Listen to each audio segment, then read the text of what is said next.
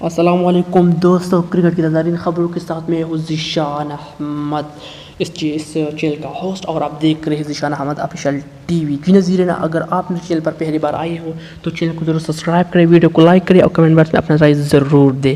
ہم اپنے ٹاپک کی طرف آتے ہیں۔ پاکستان کرکٹ بورڈ کے سابق چیئرمین نجم سیٹھی نے کیا انکشاف کیا ہے کہ ٹیسٹ کرکٹر عمر اکمل مرگی اور نفسیاتی مرض کا شکار ہو گئے ہیں۔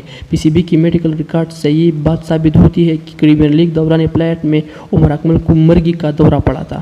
2014 میں جب یہ خبر شائع ہوئی تو عمر اکمل اور پی سی بی نے اس کی تردید کی تھی۔ ذرائع کے مطابق عمر اکمل برچ ٹاؤن کے اسپتال میں زیر علاج تھے۔ ایک نجی ٹی وی انٹرویو میں نجم سیٹھی نے کہا کہ عمر اکمل کی رپورٹس کے مطابق بیٹنگ کے دوران مرگی کا دورہ پڑنے سے انہیں مشکلات پیدا ہو سکتی ہیں۔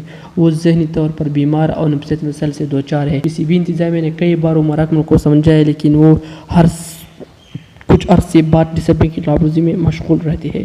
ویڈیو دیکھنے کا بہت شکریہ۔